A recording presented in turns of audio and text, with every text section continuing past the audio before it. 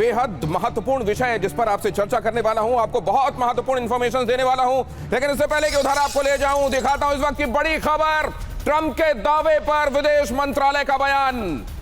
यह रहा विदेश मंत्रालय का बयान। एमईए ने बातचीत के दावे को नकारा। ट्रंप ने यह दावा किया था कि रशिया से अब हिंदुस्तान तेल खरीदना बंद करेगा, एक प्रोसेस के तहत ऐसा होगा। एमईए ने कहा कि ऐसी कोई बातचीत नहीं हुई है, दोनों के बीच में बातचीत की कोई जानकारी, अमेरिका और भारत के बीच में रूस से तेल खरीदने को लेकर किसी तरह की बातचीत के बारे में कोई जानकारी नहीं है। मिनिस्ट्री ऑफ एक्सटर्नल अफेयर्स की तरफ से साफ किया गया। मतलब एक बार फिर ट्रंप ने वो किया जो वो करते चले आ रहे हैं।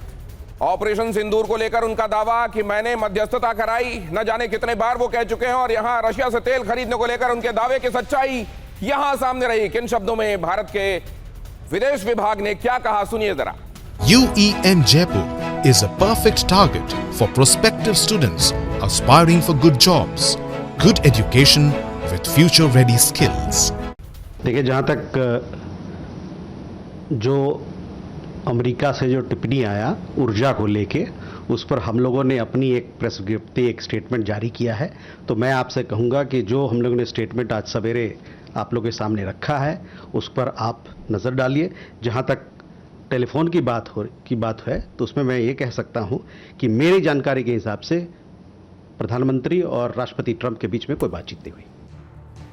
तो ये है सच्चाई। लेकिन इस सच्चाई के साथ साथ और कई बातें जो आपको पता होनी चाहिए। एक मेगा पिक्चर आपको यहां दिखाने की कोशिश करता हूं। असल में पाकिस्तान के विदेश मंत्री कह रहे हैं अफगानिस्तान पाकिस्तान से भारत की छत में लड़ाई लड़ रहा है।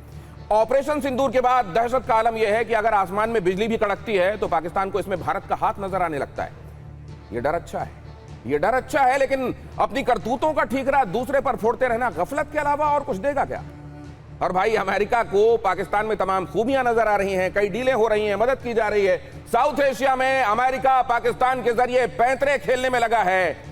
तो अब इस दौर का भारत कूटनीतिक पैंतरों का मूक दर्शक बना नहीं रहता।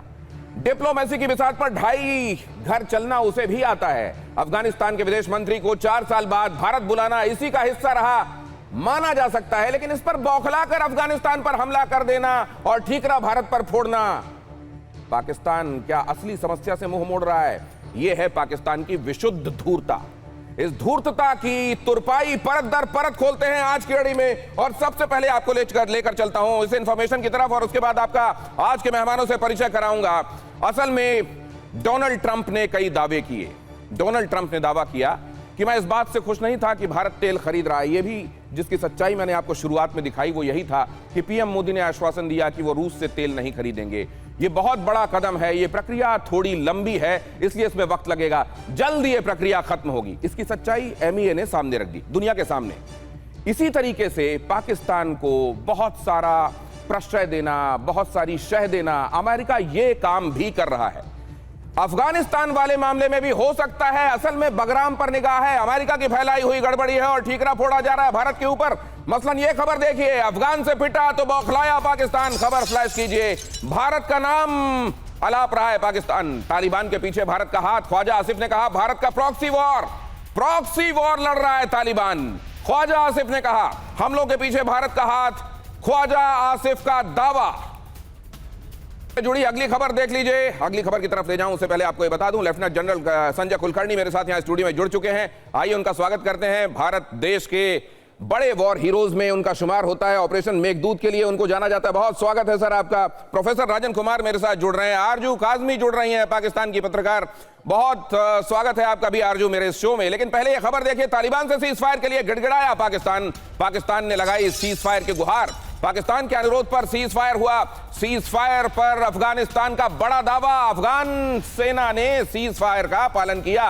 पाकिस्तान ने सीज फायर का उल्लंघन किया तो छोड़ेंगे नहीं। तालिबान से सीज फायर के लिए पाकिस्तान ने गुहार लगाई और इसका एंडोर्समेंट कैसे हो रहा है जरा वो भी देख लीजिए।